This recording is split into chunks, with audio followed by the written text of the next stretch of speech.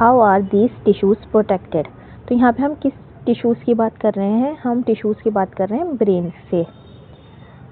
इससे पहले मैंने टॉपिक पढ़ाया था ब्रेन के बारे में, तो अगर आपने वो वीडियो नहीं देखी है या फिर आपको पढ़ना है ब्रेन के बारे में तो आप पढ़ सकते हैं, वो वीडियो देख सकते हैं। तो हम यहाँ पे बात कर रहे हैं टिश्यूज़ के बारे में, और वो भी कौन से? ब्रेन की। A delicate organ like the brain which is so important for a variety of activities needs to be carefully protected. अब क्या है, अब ब्रेन जो है ना बहुत डेलिकेट ऑर्गन होता है, it's very important part of the human body, क्योंकि ब्रेन जो है ना, ब्रेन से ही सारी जो एक्टिविटीज़ होती हैं हमारी बॉडी की, हम ब्रेन के थ्रू कर पाते हैं। ब्रेन जो है कमांड करता है। अगर ब्रेन को ही कुछ हो जाएगा तो क्या होगा, फिर जो है हम चीज़ें ठीक से नहीं कर पाएंगे या फिर पैरालिसिस हो जाता है, जिसकी वजह से बॉडी जो है काम नहीं कर पाती। अब जो है a delicate organ like the brain, अब ब्रेन जो है क्या है, एक डेलिकेट ऑर्गन है जो कि बहुत इम्पॉर्टेंट है। किस चीज़ के लिए इम्पॉर्टेंट है? क्योंकि वैरायटी ऑफ एक्टिविटीज़ जो है हम कर सकते हैं। ब्रेन जो है वैरायटी ऑफ एक्टिविटीज़, ब्रेन के थ्रू हम वैरायटी ऑफ एक्टिविटीज़ कर सकते हैं,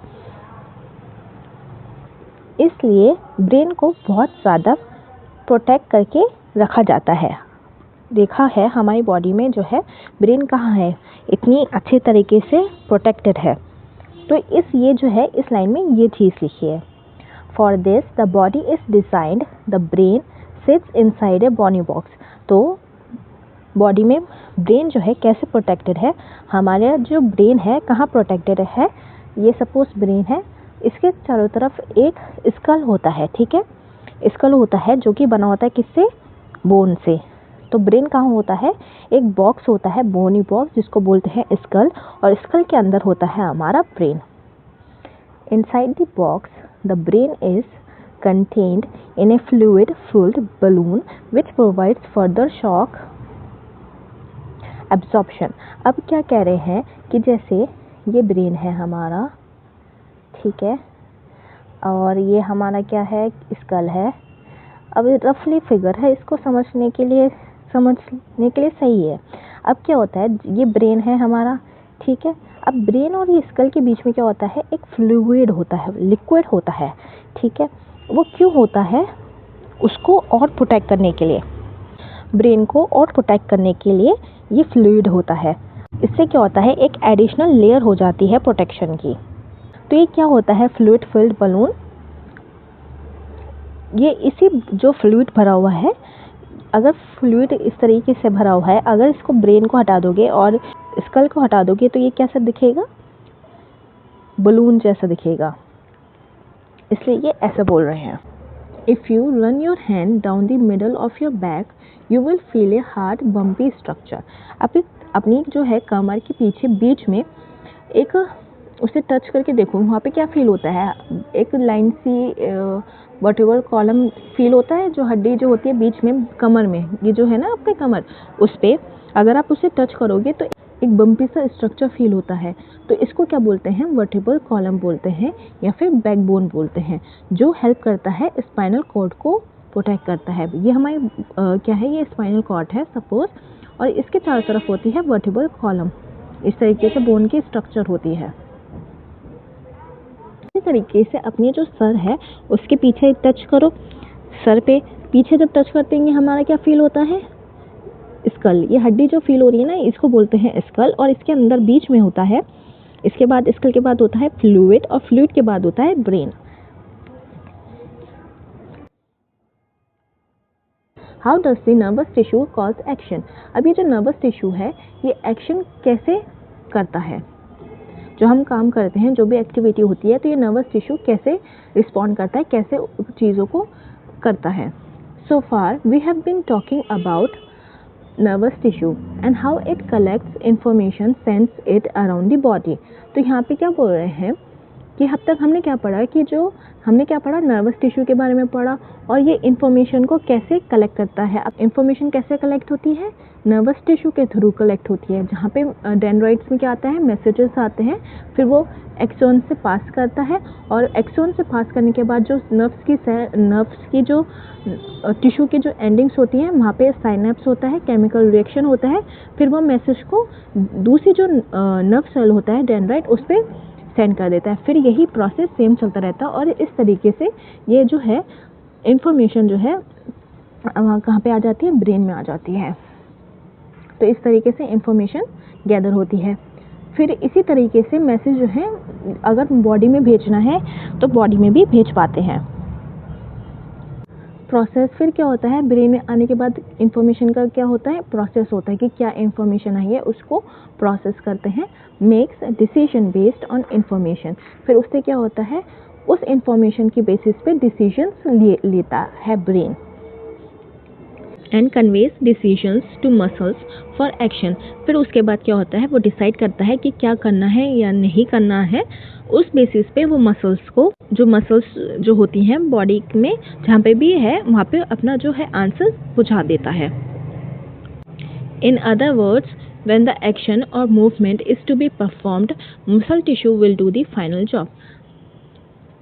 तो अब यहाँ पे क्या कह रहे हैं कि जब कोई एक्शन या फिर मूवमेंट इन्वॉल्व होता है तो किसका काम होता है, फाइनल काम, फाइनल जॉब होता है मसल टिश्यू का। फॉर एग्जांपल, जब हमने हाथ रखते हैं, गर्म चीज़ पर रखते हैं, तो उसके बाद क्या होता है, मसल्स कहाँ भेजेंगी, ब्रेन तक मैसेज जाएगा कि गर्म जगह पे रखा है। फिर उसके बाद गर्म जगह पे रखने के बाद ब्रेन तक मैसेज गया, ब्रेन क्या बोलेगा कि हाथ हटा लो, तो फिर फिंगर्स तक आएगा। फिर लास्ट जॉब क्या होगी हमारी, हमने जो है उंगलियां हटा लेंगे, तो मसल्स कहाँ पे है, हैंड्स फिंगर्स में है। तो हम क्या करेंगे, इस तरीके से जो लास्ट एक्टिविटी कौन करेगा, मसल करेगी। कौन सी वाली मसल करेगी, इस केस में क्या है, हमारी फिंगर्स। तो ये है, तो ऑब्वियसली फाइनल जॉब कौन करेगा, मसल्स टिश्यू करेंगी। How do animal muscles move. अब कह रहे हैं कि एनिमल मसल्स कैसे मूव करती हैं। एनिमल मसल्स में कौन आ जाते हैं, इवन ह्यूमन बींग्स भी आ जाएंगे। When a nerve impulses reaches the muscle fibre must move. अब क्या कह रहे हैं कि मसल्स जो है कैसे मूव करती हैं, ये क्वेश्चन था। तो अब मसल्स कैसे मूव करती हैं, जब एक नर्व इम्पल्स यानी कि मैसेज अगर उस मसल तक आ जाता है, जैसे हमारे केस में क्या है, फिंगर्स है, हमें फिंगर हटानी है गर्म हाथ जगह से। तो अगर गर्म जगह से हाथ हटाने के लिए मैसेज कहाँ से आया है, ब्रेन से आया, in the form of nerve impulse. अब कहाँ पहुँचा, मसल्स में पहुँचा, फिंगर्स तक पहुँचा। अब ये जो मसल्स फिंगर्स में क्या है, मसल फाइबर होती हैं। अब मसल भी तो किसी सेल से बनी होती हैं, वो कौन सी होती है, मसल फाइबर्स होती हैं। तो उस मसल फाइबर को हमें मूव करना होगा, जिसकी वजह से हमारी फिंगर्स भी मूव कर पाएंगी। ऐसी ही सेम केस है हमारे पैर के साथ। अगर हमें पैर मूव करना है तो हमारी कौन सी क्या मूव होगा, हमारी मसल्स मूव होंगी। और मसल्स कौन सी हैं, सेल्स यहाँ पे क्या है, मसल फाइबर हैं, वो मूव होंगी। तो इस तरीके से हम पैर मूव कर पाएंगे। How does a muscle cell move. अब कह रहे हैं जो मसल सेल्स हैं वो कैसे मूव होती हैं। पहले क्या कह रहे थे कि एनिमल मसल कैसे मूव होती है, हमने बताया कि उस पर नर्व इम्पल्स आ जाती हैं, जिसकी वजह से मसल जो फाइबर हैं जिससे मसल्स बनी होती है, मसल फाइबर से मिलके क्या बनी होती है, मसल्स बनी होती हैं। तो ये मसल फाइबर जो होती हैं वो हिलती हैं, जिसकी वजह से हम अपना हाथ हटा लेते हैं, या फिर मसल हिलती हैं तो ऑब्वियसली हाथ या पैर जो भी है हम वो हटा लेते हैं। अब क्या कह रहे हैं, how does a muscle cell move. ठीक है, हमें पता तो चल गया है। अब इसको थोड़ा सा और ये डिटेल में, थोड़ा सा लिटिल डिटेल में जानने के लिए इसलिए कह रहे हैं। सेम ही क्वेश्चन है, यहाँ पे भी यही पूछ रहे थे कि how do animal muscle move. अब यहाँ पे भी यही पूछ रहे हैं और मसल सेल्फ मूव, बस थोड़ा सा ये और लिटिल डिटेल में डीप जाना चाह रहे हैं, इसलिए ये क्वेश्चन आया है, पूछ रहे हैं। तो यहाँ पे मसल सेल के बारे में क्या बोल रहे हैं, जैसे कि मैंने बताया ये मसल्स जो हैं किससे बनी होती हैं, मसल सेल से बनी होती है, मसल फाइबर से। तो अब उस इंडिविजुअल के बारे में पूछ रहे हैं। ये हमने कलेक्टिव की बात करी, अब ये कैसे मूव करती हैं, हमने बोला यहाँ पे मसल फाइबर मूव कर रही हैं, तो ये कैसे मूव कर रही हैं। तो बहुत सिंपल है, देखो, the simplest notion of movement at the cellular level is that the muscle cells will move by changing their shape so that they shorten. अब क्या बोल रहे हैं, ये जो सेल्स थी हमारी, मसल फाइबर जो थे, वो कैसे मूव कर रहे हैं? वो मूव करते हैं क्योंकि वो अपने जो ये जो शेप है अपनी सेल की, वो चेंज कर लेते हैं, जिसकी वजह से वो बड़ा या छोटा हो जाते हैं। इस तरीके से सेल्स मूव करती हैं। तो अब क्या कह रहे हैं, नेक्स्ट क्वेश्चन ये है कि मसल्स जो है अपनी जो शेप है कैसे चेंज करती है, लंबी या छोटी कैसे होती है? तो the answer must lie in the chemistry of cellular components. तो क्या बोल रहे हैं कि वो कैसे करती हैं, जो सेल के जो सेलुलर कंपोनेंट्स होते हैं, वो उस जो सेलुलर कंपोनेंट्स होते हैं सेल के, वो उसके थ्रू उसमें कोई रिएक्शन होती है, केमिस्ट्री होती है। केमिस्ट्री में क्या होता है, रिएक्शंस होती हैं। तो उन रिएक्शंस के थ्रू क्या हो जाता है, ये अपनी जो चेंज है, सेल जो है शेप अपनी चेंज कर लेता है। Muscle cells have special proteins that change both their shape. अब मसल सेल्स में क्या होते हैं, स्पेशल प्रोटीन्स होते हैं जिसकी वजह से स्पेशल प्रोटीन्स होते हैं जो कि अपनी शेप चेंज कर लेते हैं and their arrangement in the cell in response to nervous electrical impulses. और वो किस लिए कैसे चेंज कर लेते हैं, जो मैसेज जो आता है ब्रेन से, जो कि नर्वस इलेक्ट्रिकल इम्पल्स है, जब वो आता है उसके हिसाब से अपनी जो है साइज जो है चेंज कर लेते हैं। And this happens, new arrangements of these proteins give the muscle cells a shorter form। जब ये होता है, जब न्यू अरेंजमेंट बनती है, तो उस वजह से क्या होता है, प्रोटीन्स जो है अपनी साइज जो है छोटा कर लेते हैं। देखो इसको मैं अभी फिर से मैं बताती हूँ। Remember when we talked about muscle tissue in class 9th, there were different kinds of muscles such as voluntary muscles and involuntary muscles। अब क्या है, 9th क्लास में क्या पढ़ा था हमने, 9th क्लास में हमने दो तरीके की मसल्स पढ़ी थी, वॉलेंट्री मसल्स और इनवॉलेंट्री मसल्स। वॉलेंट्री वो होती हैं जो कि जिसको हम अपनी मर्जी से मूव करवा सकते हैं। जैसे हम अपना हैंड है, हाथ को हम देखा होगा, हम अपनी मर्जी से ऊपर नीचे दाएं बाएं कैसे भी कर सकते हैं। इसी तरीके से पैर को भी हम कर सकते हैं। लेकिन कुछ इनवॉलेंट्री मसल्स होते हैं जिस पे हमारा कोई कंट्रोल नहीं होता। जैसे हमारे दिल की धड़कन है, उस पर हमारा कोई कंट्रोल नहीं होता। डाइजेशन है, उस पर भी हमारा कोई कंट्रोल नहीं होता। Based on what we have discussed so far, what do you think the differences between this would be? जो हमने अभी तक जो डिस्कस करा है, अब तक जो हम ये पढ़ रहे हैं, तो इनमें क्या डिफरेंस आ जाएगा, वॉलेंट्री और इनवॉलेंट्री मसल्स में क्या डिफरेंस आ जाएगा? तो अभी हम समझाते हैं, मतलब मैं समझाती हूँ। देखो अब तक हमने क्या पढ़ा है इस वाले पैराग्राफ में, इन सिंपल लैंग्वेज हम वही एग्जाम्पल लेंगे कि हमारा जो हाथ है गर्म चीज़ पे रखा गया है। अब ये मैसेज कहाँ जाएगा कि गर्म चीज़ पे रखा गया है, हाथ से जाएगा ब्रेन में। ब्रेन बोलेगा कि हाथ हटा लो वहाँ से। वो किस फॉर्म में आएगा, उसको मैसेज नर्व इम्पल्स के फॉर्म में आएगा। ठीक है, अब नर्व इम्पल्स क्या करेगा, हमारे हाथ की जो उंगलियां हैं उन मसल्स में जाएगा, उसको बोलेगा, हाथ को बोलेगा कि जो है अपना जो है हाथ वहाँ से हटाना है। तो फिर उन्होंने बोला कि हाथ हटाना है, तो वो क्या मूव करेंगी, मसल्स मूव करेंगी।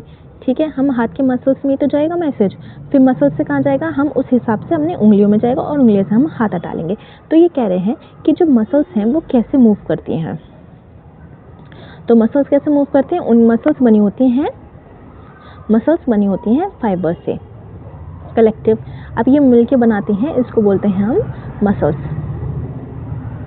तो ये क्या बना होती है, मसल फाइबर्स। अब बोल रहे हैं कि जो मसल फाइबर्स हैं, एक भी कैसे मसल्स मूव कर रही हैं, ये कैसे मूव कर रही हैं। तो ये इसलिए मूव करती हैं कि ये अपना साइज जो है छोटा और बड़ा कर लेती हैं। अब बोल रहे हैं कि अपना साइज छोटा और बड़ा कैसे कर लेती हैं, तो इनके अंदर होता है प्रोटीन। अब ये जो प्रोटीन होता है, प्रोटीन, अब ये प्रोटीन जो है ये रिएक्ट करता है नर्व इम्पल्स पे, जो कहाँ से आ रही है, ब्रेन से आ रहा है। जो ब्रेन का मैसेज जो है नर्व इम्पल्स का, वो उस पे आता है और ये जो प्रोटीन होती है उस पे रिएक्ट करता है और उसके हिसाब से उसमें कोई केमिकल रिएक्शंस होते हैं जिसकी वजह से अपने आप को ये छोटा बड़ा कर लेती है। बस ये इतना ही है, यहाँ पे ये लिखा है। फिर लास्ट में बोल रहे हैं कि जो वॉलेंट्री मसल्स हैं और इनवॉलेंट्री मसल्स हैं, इन दोनों में जो डिफरेंसेस कहाँ आएगा, डिफरेंसेस मतलब ये किस तरीके से करेंगी। वॉलेंट्री में तो मैसेज आ रहा था, फिर हम अपने हिसाब से हाथ हटा रहे थे। अब इनवॉलेंट्री में क्या होता है, सीधा ब्रेन जो है, जैसे कि हार्ट की स्पीड है कि हमने कुछ देखा जिसकी वजह से हमारे दिल की धड़कन बहुत तेज़ हो गई। अब ये जो है मैसेज जो है सीधा हार्ट में जाएगा और हार्ट जो है अपना डायरेक्टली शुरू कर देगा। ये नहीं देखेगा यहाँ पे इतनी मसल्स मूवमेंट इन्वॉल्वमेंट इतनी नहीं है जैसे कि हमारे हाथ में थी। ठीक है, यहाँ पे डायरेक्ट हो जाएगा। यहाँ पे थोड़ा सा लंबा सा प्रोसेस है कि फिर हमारा यहाँ पे क्या आ जाता है, फ्री विल आ जाता है कि हमें हाथ हटाना है कि नहीं हटाना है। ठीक है, ये है यहाँ पे। तो ये क्वेश्चन है, ये भी देख लेते हैं। फर्स्ट क्वेश्चन है what is the difference between A reflex action and walking. Reflex action ये होता है जहाँ पे हम अचानक से अपना हाथ या पैर जो है हटा लेते हैं। जैसे कि हमारा जो हाथ है एकदम गर्म चीज़ पर लग गया तो हम एकदम से हाथ हटाते हैं, उसको बोलते हैं रिफ्लेक्स एक्शन। अनकॉन्शियसली एकदम से हाथ हटा लेना, या फिर कोई छुपा हुआ है और आपको एकदम डर आता है तो तब क्या करते हो, एकदम से जो एक्शन होता है, रिएक्शन जो होता है, जब कोई डराता है तो वो जो रिएक्शन जो आता है वो क्या होता है, ये रिफ्लेक्स एक्शन होता है। खाना देखा और मुंह में पानी आने लग गया तो जब मुंह में पानी आने क्या हो गया, रिफ्लेक्स एक्शन हो गया जिस पर हमारा कोई कंट्रोल नहीं होता। वॉकिंग क्या है, वॉकिंग हम कॉन्शियसली कर रहे हैं और उससे क्या होता है, मतलब हम सोच समझ के कर रहे हैं, हम वॉकिंग कर रहे हैं, हमें पता है हम वॉक करेंगे, हमने सेट कर लिया कि 2 किलोमीटर चलना है या 3 किलोमीटर चलना है या फिर किचन तक जाना है, खाना लेना है या जो भी है, या दूसरे रूम में जाना है, तो हमें पता है हम कॉन्शियसली कर रहे हैं। रिफ्लेक्स एक्शन क्या होते हैं, अनकॉन्शियसली होते हैं जिसमें हमारा कोई कंट्रोल नहीं होता। तो ये डिफरेंस है रिफ्लेक्स एक्शन और वॉकिंग में। रिफ्लेक्स एक्शन जो है अनकॉन्शियसली है और वॉकिंग जो है कॉन्शियसली, इसमें हमारा कंट्रोल है और रिफ्लेक्स एक्शन पे हमारा कंट्रोल नहीं है। सेकंड क्वेश्चन है what happens at the synapse between 2 neurons. तो जब 2 न्यूरॉन्स हैं, ये एक न्यूरॉन है इस तरीके से है और ये दूसरा सेल आ गया, दूसरा न्यूरॉन हो गया। अब यहाँ पे क्या है, यहाँ पे होता है केमिकल रिएक्शंस होते हैं, क्योंकि हमारा मैसेज कहाँ पहुँचा है, इसके यहाँ एंड तक पहुँच गया। अब हमें यहाँ पहुँचाना है, इसके स्टार्टिंग पे पहुँचाना है, तो यहाँ से यहाँ पहुँचाने के लिए कैसे होता है, यहाँ पे होते हैं केमिकल रिएक्शंस होते हैं जिसको बोलते हैं साइनेप्स। तो साइनेप्स क्या होता है कि मैसेज को यहाँ से इस जगह से प्रीवियस सेल से नेक्स्ट सेल में पहुँचाने के लिए केमिकल रिएक्शन होता है। इस गैप पे यहाँ पे केमिकल रिलीज होता है। ये जो है पहली वाली जो सेल है केमिकल रिलीज करेगी और फिर मैसेज को पहुँचा देती है। थर्ड है which part of the brain maintains posture. Posture कौन मेंटेन करता है, तो ये करता है सेरिबेलम। कौन करता है, cerebellum and equilibrium of the body, ये भी सेरिबेलम ही करता है। तो एक ही पार्ट है जो करता है वो है सेरिबेलम।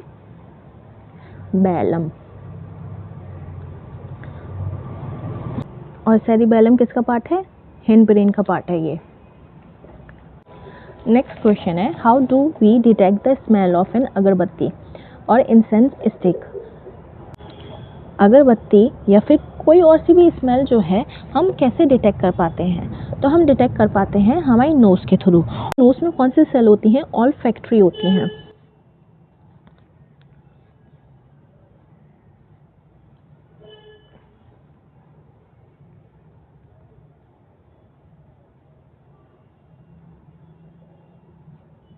देखो यहाँ लिखा है सो गस्टेटरी रिसेप्टर्स होती हैं आपकी टेस्ट के लिए टंग में और ऑल्फैक्टरी रिसेप्टर्स होती हैं स्मेल के लिए। तो इन जो रिसेप्टर्स होते हैं ऑल्फैक्टरी रिसेप्टर्स, उसके थ्रू हमारी जो नोज़ है ये होते हैं नोज़ में, और नोज़ में हम बता पाते हैं, नोज़ से हम डिटेक्ट कर पाते हैं बाकी जो स्मेल्स है। लास्ट क्वेश्चन है what is the role of the brain in reflex action. बहुत अच्छा क्वेश्चन है। रिफ्लेक्स एक्शन का जो काम है वो क्या है, क्यों है ये रिफ्लेक्स एक्शन। वो इसलिए है कि अगर जब हम किसी मुश्किल में होते हैं या फिर कोई ऐसी सिचुएशन होती है तो ये जो रिफ्लेक्स एक्शन एकदम रिस्पॉन्ड करता है और हम जो है अपने आप को बचा लेते हैं। तो ये एक सर्वाइवल मैकेनिज़्म है। जैसे कि कोई डेंजर सिचुएशन में हो कि भागना पड़ रहा है, ठीक है, सिचुएशन में, तो उससे क्या होगा, आपकी स्पीड जो होती है रिफ्लेक्स एक्शन की वजह से आप बहुत तेज़ भागते हो। गर्म चीज़ को छुआ है, एकदम से हाथ जो है हटा लिया, प्रोटेक्शन है, इट्स काइंड ऑफ प्रोटेक्शन। और ये जो सब सलाइवेशन आता है खाने को देख के, तो वो क्यों आता है, क्योंकि आपकी जो बॉडी है अपने आप को प्रिपेयर कर रही होती है डाइजेशन के लिए।